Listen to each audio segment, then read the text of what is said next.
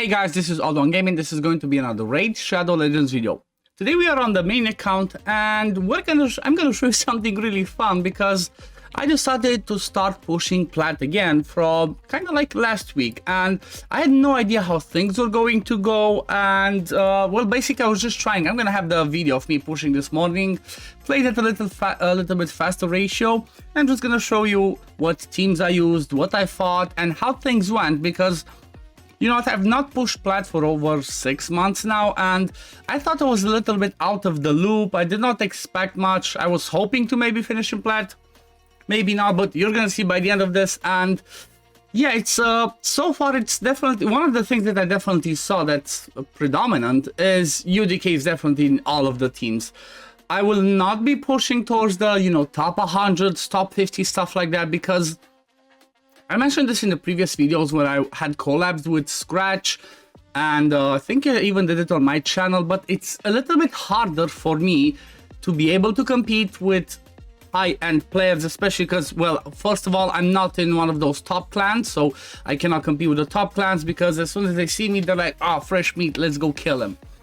And at the same time, ever since the empowerment was implemented and then the awakening system was implemented, I just could not keep up. Unfortunately, when it comes to high-end platinum arena pushing, it comes down to how much you spend. I'm not gonna lie, like, okay, I'm not trying to take away from people that finish weekly and they do it really well and they have high finishing positions, but it's not as balanced as it used to be. You know, before, when there was no empowerment, when there was no awakening, the only thing that people might have had better than you were, I don't know, like the dupes, the better gear because they found more, or stuff like that.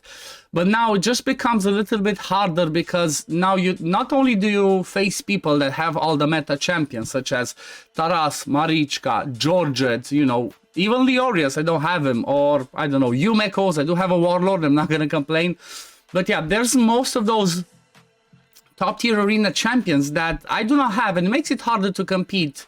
And I think this is something that most like platinum players are saying, that it's kind of a problem, because everything in arena and in plat level is just Taras, Marichka, or couples or double of them, you know, plus a UDK to make it annoying. So I did pretty well. This is my defense, like if you say it 1 second. So what I try to play with, I try to put, okay, something that's annoying, you know, in the Mighty Uko, which was a fusion, so that one's pretty good. Then my Warlord, which is one of my best build champions on my account.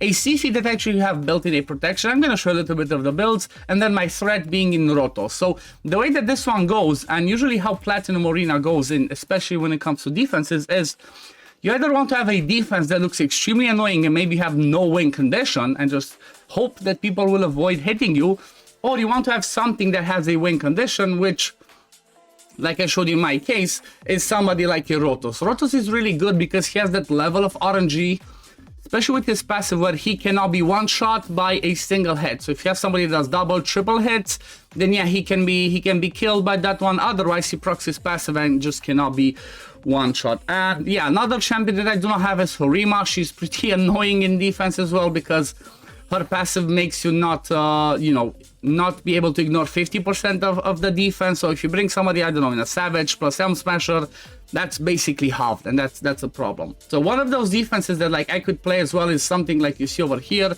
Duchess, UDK, Sifi, and then Rotos. And you can see he also has the RNG of the what's it called, extra turn on the A1. So I think I even lost this fight, but most of the fights that I'm taking are usually defensive fights, and I kind of use the same team. I'm not gonna lie, this was just about the same team that I used to use before, where I was relying on the Duchess for the protection, I was relying on my Trunda for nukes, because Trunda's the best nuker that I have on my account. Then I'm using Romanto. As you saw, that one I lost and I went again, because, you know, so a little bit of RNG. But yeah, I'm relying on Romanto to do the buff strip and also to bring the block passive skills, especially against champions like Sifi, like Rotos, even like Duchess or UDK. That's pretty powerful. However, before they changed the polymorph blessing, Romanto used to be a problem because he could just instantly be sheeped. You can still be sheeped if you're facing somebody that has a 6-star awakening. Like if this Sifi had a 6-star polymorph, well, that was the problem. I think I even faced one of those ones. But if they're not 6-star awakened, as you saw there, the Duchess proc the polymorph, well, I have my Romanto built with some resistance, which means even though I proc it, I resist it. Obviously, the 3% chance can still happen, but by having a little bit of resistance on him, it makes it a little bit easier to polymorph people like Sifi, like Duchess, like maybe even Python that do not require accuracy in their kits in order to land those to land their stuff, you know, their skills, because there's nothing that requires accuracy in their kit, but people still have polymorph. Well, if you have a debuffer, like I said, such as I have Romanto or even Mithrala or Kaimar, you can try and switch and build them with a little bit of resist, and that can be helpful as you can resist some of that stuff. And honestly, that was kind of the reason why I wanted to make a video today, because I wanted to show you how I managed to do this with, even though I'm using a debuff for Romanto, which most people avoid because, like I said, polymorph. Well, if you're facing low level stuff, that's not as big of a problem. It still is a problem, but it's not as big of a problem as it used to be before, when, you know, anybody with a 1-star sheep could just basically ruin your day. So yeah, I'm definitely gonna show, maybe I'm just gonna show the Romanto build at the end, because everything else is nothing too crazy, but I'm just gonna quickly go through them. And yeah, you're gonna see in a second that I actually got, this is a little bit of RNG. This is the annoying thing when you're facing a Baron. When he does, he can just kill you with the A1. So he just does that A1 and boom, look at that. I even lose this one, I back out and then come back again, because the way that I have my nuker in Trunda is I have a really slow, because most of the meta, most of the champions in here just have stone skin, and that makes them almost impossible to kill, you know, unless you have the Georgites or like other people, they just ignore that stone skin. So having your nuker be a bit slower, it makes it a little bit easier because they can get some turns. Over here I switched up my tactic, I just brought my Duchess, so I'm protected. That's why Duchess has always been and will always be that good. Again, that one you see back-to-back bad RNG. First one, I did not have the decreased attack on the Baron. Second one, his Warlord resisted my Warlord, which was 3%. So you're gonna get some of that RNG. I did get that, and as you saw, I got kicked out of it because of that. But being protected by Duchess, it means he can hit me and I'm not gonna die. And as soon as my Trunda gets a go, boom, they're dead. So it was a bit scary, it was a bit tricky. I thought I was a gunner, I thought I lost, but I just came back and I just started pushing. And honestly, the tactic that I'm using on my account, because like I said, I cannot compete with top 50, top 100 defenses, because I don't have all the Taras Marishkas and stuff like that. I just tried and you know, pushed in the last 15 minutes or last 10 minutes. In this case, I think it was like 5 minutes left when I had to get things done, and it was a bit tricky. And honestly, I did not think I would make it, especially because I was getting hit, and the thing is, the higher you get into Plat, the higher the chances are that you're going to be attacked, because the endgame people, they have, like I said, all of those, as you can see, Taras, Marishkas, UDK, they're gonna attack you. Like, I could fight teams that only have a Taras, because you can use a Shamel to counter it, but if they have both, I'm not sure. I've not practiced enough, first of all, and I'm not sure I would be able to take them on. However, other teams like this, as you see, I mostly use my basic team, my Romanto team, with my Warlord, with my Duchess, and with my Trunda. And obviously, it's some RNG if you strip the stone skin. If you don't, like over here, you're gonna see I didn't strip all of the stone skin, and it got a bit tricky. Like, I only managed to strip from 2 of them, and he becomes the problem. He even kills my Duchess, but that's when you usually start putting it on manual and try to attack the right stuff. So as soon as he lost in stone skin, I'm stopping it, and I'm doing the A2 with Trunda on him, because Mortimer Cobb has a ton of HP, and doing the A2 with Trunda just makes it easier. Over here, as you can see, I went against the speed team with Hedgie. Hedgie one's kind of outside of the meta, but if you're facing speed teams, well, Hedgie can still be helpful, because you just basically push back the turn meter of their faster champion, and then you go with your other stuff. Like in my case, I boost with Arbiter, then I lock out with Warlord, and I wait to come back to my Trunda so I can nuke them down. And you know what, it's still pretty fun, it's still pretty okay, because at the end of the day, I still can compete in top 500. I'm not going to be able to push higher like I mentioned, but I still can compete in top 500. So let me just show you what I got, because I had to do some stuff before the chest popped. And I think, yep, this is where the chest pops. Go in and check, and I click, and boom. I managed to get position 344. I got myself 100 gems, I got a void shard, and I think I sold all of the pieces of gear, maybe only kept one.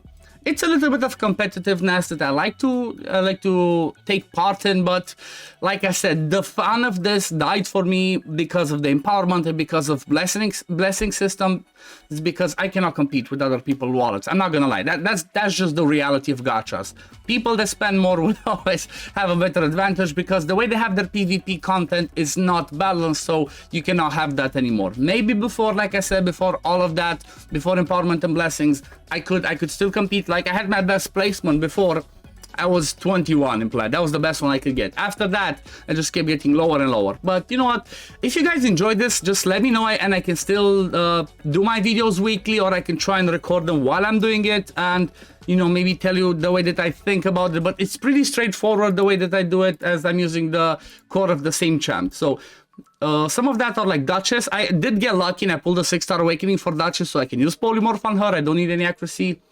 She's in 6-piece stone skin plus 3 pieces of reaction. She's pretty fast, pretty tanky. I might need to rebuild her. She might be a little bit too fast for what I want, because you know what, stone skin basically makes you be slower, and that's kind of helps. But I guess being fast is not a bad idea. Then these are the masteries I use on her. Then I didn't even use my Rotos, but then I have my Tranda in Savage plus Cruel. She's extremely slow, but has good attack, good crit damage. Is the best I can do. I have no full faction guardians. I do not have her empowered, so I'm pretty happy with that. These are the masteries that I use on her. Then the other one that I want to showcase is, like I said, Romantu Drake's Blood. Well, Romantu basically wanted to have accuracy and, like I said, some resist, so he can resist some of those debuffs. And you don't want him to be really fast, okay? You don't want him to be really fast because you want some of them to get some turns. For example, if you're facing Mistralas are usually between like something over 200 speed, and she will resist your debuffs most of the time because of her passive, okay? Her passive just transforms all of her accuracy into resist. So if there's like a 700 accuracy Mistrala, she has maybe 200-300 resist, it's impossible for you to debuff her. So by having Romantu a bit slower, Mistrala goes, and 99% of the time Mistrala starts with the cleanse. That's how people have her preset, with the cleanse. So if my Romantu goes before that, she basically cleanses the block active skills that he does on the A3, and that's kind of useless. So my Romantu goes at 205 speed, some survivability, and 750 accuracy, and then 420 resist. This 420 resist makes me be able to do what I want most of the time. And by also having Romantu in the lead, if I'm facing people that have like 800 resist naturally, with his lead of another 80, if I'm not mistaken, yep, another 80, that brings him to 830 accuracy. So most of the time I should debuff them unless they have over 900 resist.